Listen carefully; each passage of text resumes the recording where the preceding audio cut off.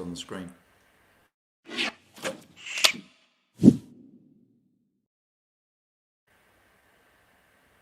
Good morning, folks. Great to see you and welcome to the Better Business Workshop. It's Wednesday. I hope you're all well. Today's theme is why do people stay where they are? So people often stay where they are because they're worried about the future. So picking up on yesterday's theme, I know a lot of the people that we're working with are making a lot of plans about the future right now, but we've been through some pretty uncertain times, and you know it's pretty difficult to think about the future when you feel some kind of concern or some worry about what the future is going to look like. So some updates on people that have been applying for Better Business, applying for the bounce back loans. I know some of the banks are pretty much getting their feet in the right place now and are kind of motoring through and making it happen pretty quickly. And some of the other banks, particularly the national bank, are dragging their feet. So, but I do know people that are making really good progress on that front, and they're doing that because they're making plans for their future. So I'm joined. Oh, by the way, please like, please share. Let's get this information out to other business owners. We've got some great content here. Tell us where you are. Tell us in the comments. It would be great to know where you are as well. So I'm joined by my colleague up in Nottingham. Good morning, Mark. How are you? Good morning. It's Wednesday morning. The sun is shining. The banks are giving out money. What else could you want? Happy days. Happy days. Making plans for the future, right?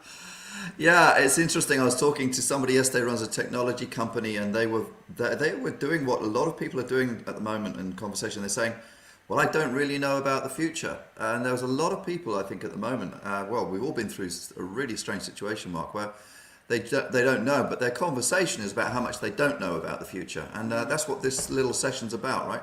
Absolutely, yeah. Well, it's kind of, yeah. So the headline of today's session, let's change the view, see if we can get some tech working, get some slides up. Here we go. Love this thing. By the way, folks, we're using this thing called Streamyard. It's absolutely brilliant. So if any of you are doing any webcasts, then or want to do lives, then Streamyard's the way forward. Go and get yourself in. So, Mark, today's session is why do people stay where they are? And as you said, you know, it's because people are worried because they don't know what the future is. Yeah. Well, guess what? Nobody knows what the future is, right? Yeah. We all know what the past has been, but we can't do anything about the past. That's right. We don't know what the future is. All we know is what now is, right? Yeah. And the only thing we can actually deal with is now. Yeah. So tell us, Mark, why do people stay where they are?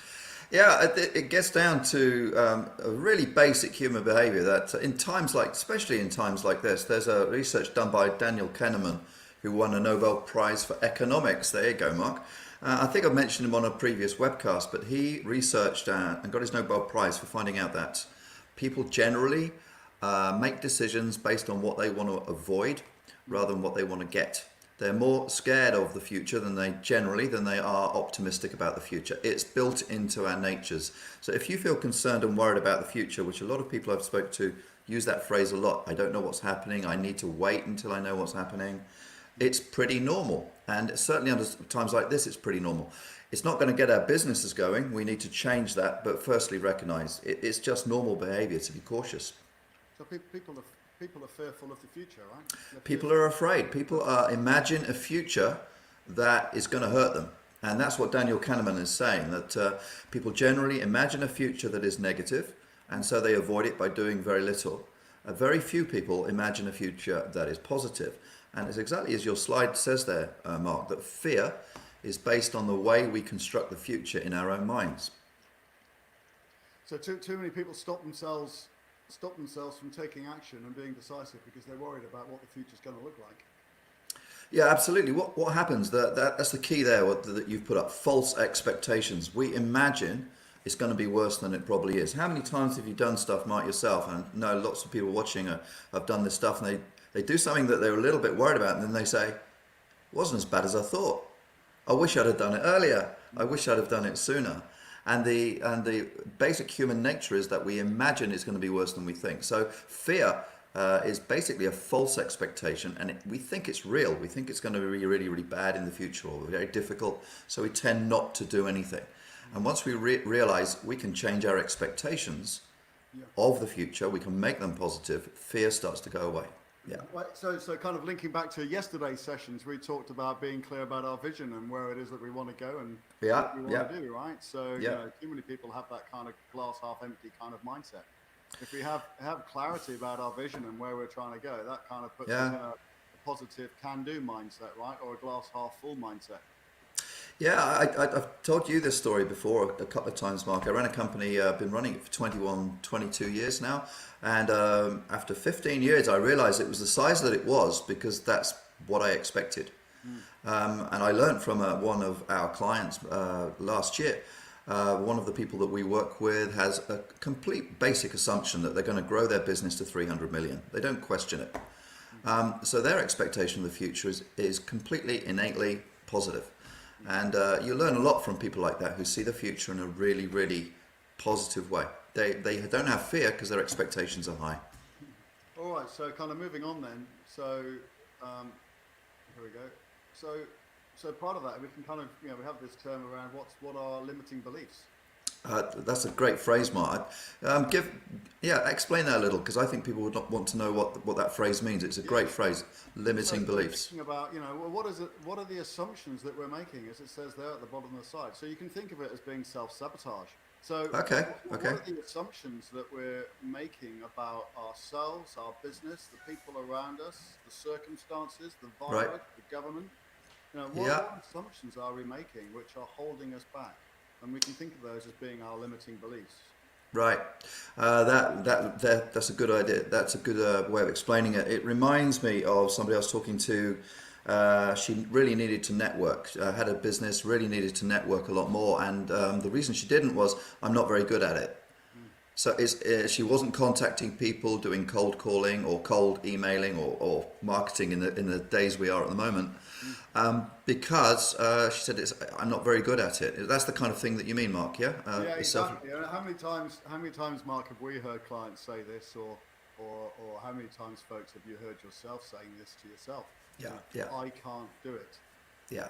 It's not. I'm not very good at this or this or this, and I've done the same so many times. I'm not very good at this, and then you eventually, I'm going to have to do this anyway.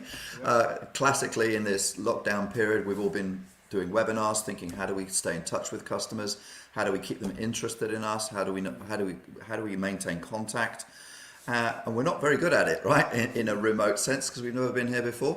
But we just have to take that limiting belief and say, well, we're going to be good at it. Or as Susan Jeffers says, feel the fear and do it anyway, right? Oh, that's a great book. I read that so long ago, and it was absolutely superb. Highly recommend that one. Yeah.